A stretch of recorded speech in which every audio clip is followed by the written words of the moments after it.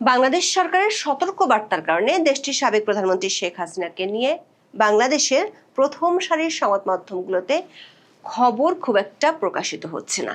তা সত্ত্বেও গুগল ট্রেন্ডসের তথ্য বলছে গত 1 মাস ধরে বাংলাদেশের রাজনীতিবিদদের মধ্যে অনলাইন ও ডিজিটাল দুনিয়ায় শেখ হাসিনার সম্পর্কে বেশি জানতে চেয়েছে নেটিজেনরা।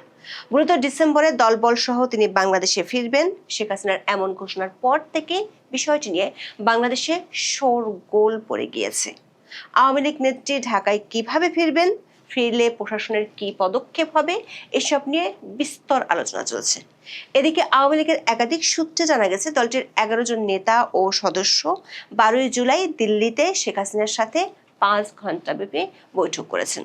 বৈঠকে অংশ নেওয়া কয়েকজন নেতার দাবি, দেশে ফিরতে দলীয় স্তরে জোরালোভাবে প্রস্তুতি শুরু করে দিয়েছেন শেখ হাসিনা। সেজন্য দফায় দফায় তিনি ভারতে এবং অন্যান্য দেশে অবস্থানরত নেতাদের সঙ্গে মুখোমুখি বৈঠক করেছেন। আগামী কয়েকদিনে এরকম বেশ কয়েকটি বৈঠক হবে। 13 জুলাই দলটির কেন্দ্রীয় কমিটির সভা ডাকা হয়েছে। সেখানে প্রস্তুতি নিয়ে বিশদ আলোচনা হতে পারে এবং দলের নেতাদের দায়িত্ব বন্টন করা হতে পারে। শেখ হাসিনার ঘোষণার পর থেকে বড় একটি প্রশ্ন হলো, তাকে দেশে ফেরার অনুমতি কি বাংলাদেশ সরকার দেবে?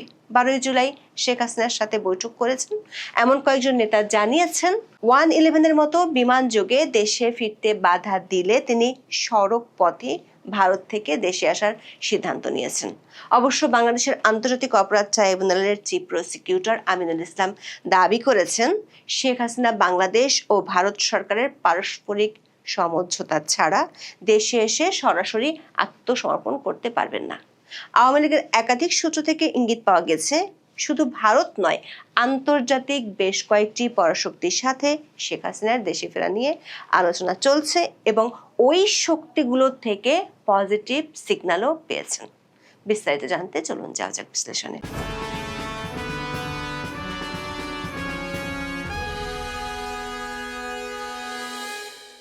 গুগল ট্রেন্ডসের তথ্য অনুযায়ী দেখা যাচ্ছে গত 1 মাসে বাংলাদেশের রাজনীতিবিদদের মধ্যে সবচেয়ে বেশি সার্চ করা হয়েছে শেখ হাসিনা সম্পর্কে। আমরা গুগল ট্রেন্ডসে সাবেক প্রধানমন্ত্রী শেখ হাসিনা, বর্তমান প্রধানমন্ত্রী তারেক রহমান ও বর্তমান বিরোধী দলীয় নেতা শফিকুর রহমানের মধ্যে ওয়েব, নিউজ ও ইউটিউব এই 3 ক্যাটাগরিতে কাকে নিয়ে মানুষ সবচেয়ে বেশি সার্চ করছে বা জানতে চাচ্ছে তা যাচাই করেছি। গুগল ট্রেন্ডসের তথ্য অনুযায়ী গত 24 ঘন্টায় মানুষ শুধু শেখ হাসিনার নাম দিয়ে সার্চ করেছে, যেখানে অন্য 2 নেতা সম্পর্কে কোনো ওয়েব সার্চের তথ্য মেলেনি। আর ইউটিউব সার্চের ক্ষেত্রে শেখ হাসিনা এগিয়ে আছেন। গত 1 সপ্তাহের সার্চের তথ্যেও দেখা যাচ্ছে শেখ হাসিনা অন্য 2 রাজনৈতিক নেতার তুলনায় সব ধরনের সার্চের ক্ষেত্রে অনেক এগিয়ে আছেন। একই চিত্র দেখা গেছে গত 1 মাসে। তবে গত 3 মাসের তথ্যে তারেক রহমান এগিয়ে আছেন। কিন্তু সব ক্ষেত্রে জামাত নেতা শফিকুর রহমানের অবস্থা উল্লেখ করার মতো নয়। প্রথমে গত 28শে জুন ভারতীয় সংবাদ মাধ্যম এনডিটিভিকে এবং সবশেষ 10ই জুলাই আন্তর্জাতিক বার্তা সংস্থা রয়টার্সকে শেখ হাসিনা বাংলাদেশে ফেরার কথা জানিয়েছেন। এর মধ্যে প্রথমবারের মতো টেলিফোন সাক্ষাৎকার দিয়ে রয়টার্সকে তিনি বলেছেন, চলতি বছরের ডিসেম্বরে তিনি দলীয় নেতাদের নিয়ে দেশে ফিরে আদালতে আত্মসমর্পণ করবেন। দেখা যাচ্ছে শেখ হাসিনার এমন বক্তব্য দেওয়ার পর অনলাইনে শেখ হাসিনা নিয়ে সার্চের পরিমাণ ব্যাপক হারে বেড়ে গেছে। যদিও বাংলাদেশ সরকারের সতর্কবার্তার কারণে বাংলাদেশের মূলধারার সংবাদ মাধ্যমগুলো শেখ হাসিনার বিষয়ে খবর প্রচার খুব একটা করছে না। সরকারের একাধিক সূত্র বলছে, শেখ হাসিনার দেশে ফেরার বক্তব্য নিয়ে সরকারের শীর্ষ মহলে কয়েক দফা আলোচনা এরই মধ্যে হয়েছে। মূলত ডিসেম্বরে তিনি বাংলাদেশে ফিরবেন এমন ঘোষণার পর থেকেই বিষয়টি নিয়ে বাংলাদেশে শোরগোল পড়ে গিয়েছে। এসব আলোচনায় উঠে আসছে বাংলাদেশ সরকারকে তার দেশে ফেরার জন্য ট্রাভেল পাস বা অনুমতি দিবেন। তিনি যেহেতু ভারতে আছেন, তার ফেরার ব্যাপারে ভারত সরকারের মনোভাব কি? আওয়ামী লীগ নেত্রী ঢাকায় ফিরলে প্রশাসনের কি পদক্ষেপ হবে? এসব নিয়ে রাজনীতি থেকে কূটনীতি নানা মহলে নানা ধরনের আলোচনা চলছে। বাংলাদেশের আন্তর্জাতিক অপরাধ ট্রাইব্যুনালের চিফ প্রসিকিউটর আমিনুল ইসলাম সাবেক প্রধানমন্ত্রী শেখ হাসিনার ফেরার বিষয়ে সাংবাদিকদের সাথে কথা বলেছেন। 12 জুলাই তিনি সাংবাদিকদের বলেছেন, বাংলাদেশ সরকার ভারত সরকারের কাছে শেখ হাসিনাকে ফেরত দেওয়ার জন্য অনুরোধ জানিয়েছে। এখন প্রশ্নটা হচ্ছে, তিনি যদি ভারত সরকার নিয়ন্ত্রণে থাকেন তাহলে তো নিজে নিজে তার আসার কোনো সুযোগ নাই। আইসিটির চিফ প্রসিকিউটর দাবি করেছেন শেখ হাসিনার দেশে ফিরে সরাসরি আত্মসমর্পণের কোনো আইনি সুযোগ নেই। প্রত্যর্পণ চুক্তির আওতায় ফিরলে তাকে গ্রেপ্তার হয়ে কারাগারে যেতে হবে। অবশ্য ভারত সরকার বেশ কয়েকবার বলেছে শেখ হাসিনা অতিথি হিসেবে দেশটিতে আছেন।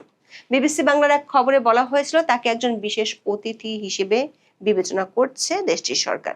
সবশেষ ভারতের পররাষ্ট্রমন্ত্রী জয়শঙ্কর এনটিভিকে দেয়া এক সাক্ষাৎকারে বলেছিলেন শেখ হাসিনা নিজের ইচ্ছেতেই ভারতে গিয়েছিলেন এবং নিজের ইচ্ছেতেই বাংলাদেশে ফিরবেন। তবে সেক্ষেত্রে ভারতের কাছে তার নিরাপত্তার বিষয়টি খুবই গুরুত্বপূর্ণ।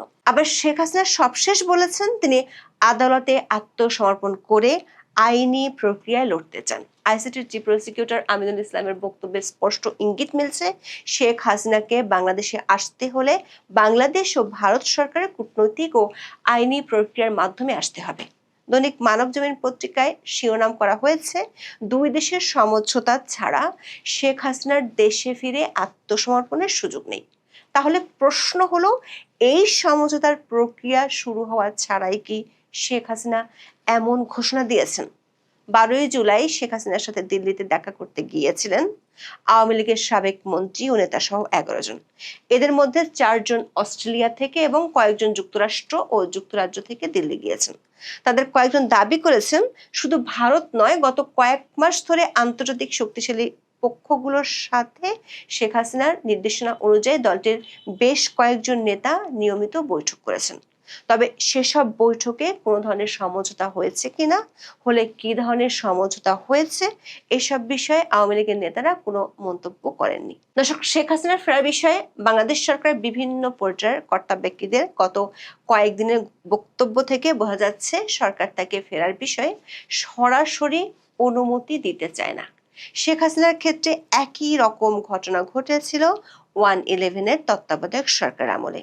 ওই সময় বাংলাদেশ সরকার অনুমতি না থাকায় তিনি ব্রিটিশ এয়ারওয়েজের টিকিট কেটেও দেশে ফিরতে পারেননি।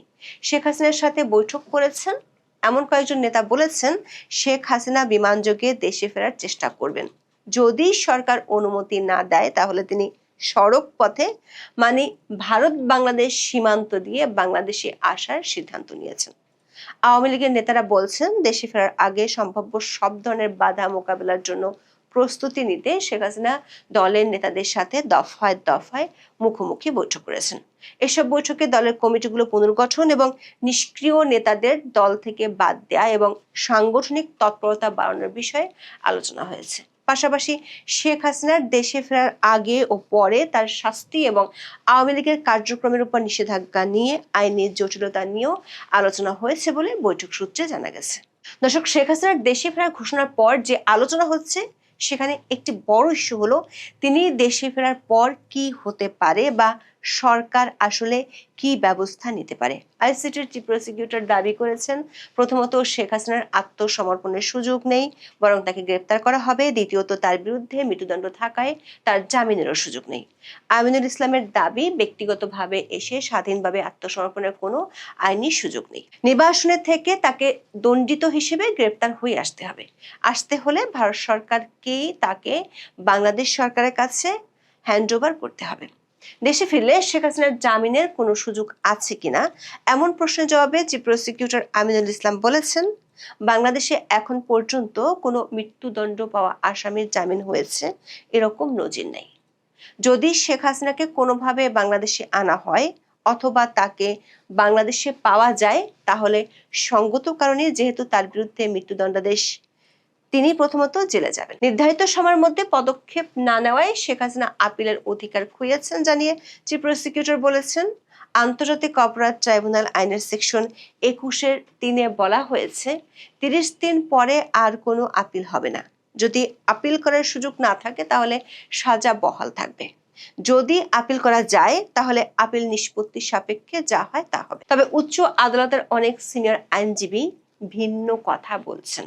সুপ্রিম কোর্টের আইনজীবী ও ব্রাহ্মণবাড়িয়া 2 আসনের স্বতন্ত্র সংসদ সদস্য রুমিন ফারহানা বলেছেন শেখ হাসিনার ফেরত আসায় আইনি কোনো বাধা নেই।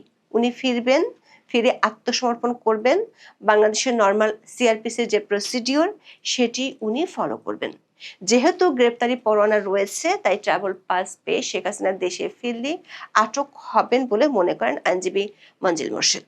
তিনি গণমাধ্যমকে বলেছেন, সুপ্রিম কোর্ট রুলস অনুযায়ী নির্দিষ্ট সময়ের মধ্যে আপিল না করলে কেন দেরিতে করেছেন সে বিষয়ে আদালতকে সন্তুষ্ট করার মতো ব্যাখ্যা দিতে হবে। আদালত আপিল গ্রহণ করলে মৃত্যুদণ্ডাদেশ স্থগিত হয়ে যাবে। আবার দেশে ফিরে সাজার রায়ের বিরুদ্ধে আপিলের সুযোগ শেখ হাসিনার থাকছে বলে জানান সুপ্রিম কোর্টের জ্যেষ্ঠ আইনজীবী শাহদিন মালিক। তিনি বলেছেন, রায়ের 1 মাসের মধ্যে আপিলের বিধান থাকলেও সব সময় তা অনুসরণ করা হয় না। 10 থেকে 15 বছর পরেও আপিল করার নজির রয়েছে। আইনজীবী মনে করেন, আন্তর্জাতিক অপরাধ ট্রাইব্যুনাল আইনে 30 দিনের মধ্যে আপিলের বাধ্যবাধকতা থাকলেও সুপ্রিম কোর্ট রুলস অনুযায়ী উতরে যাওয়ার সুযোগ আছে। যেমন পলাতক অবস্থায় 2013 সালের জানুয়ারিতে ট্রাইব্যুনালে ফাঁসির দণ্ড পাওয়ার 13 বছর পরে সে গত জানুয়ারিতে আপিল করেছিলেন জামাত নেতা আবুল কালাম আজাদ।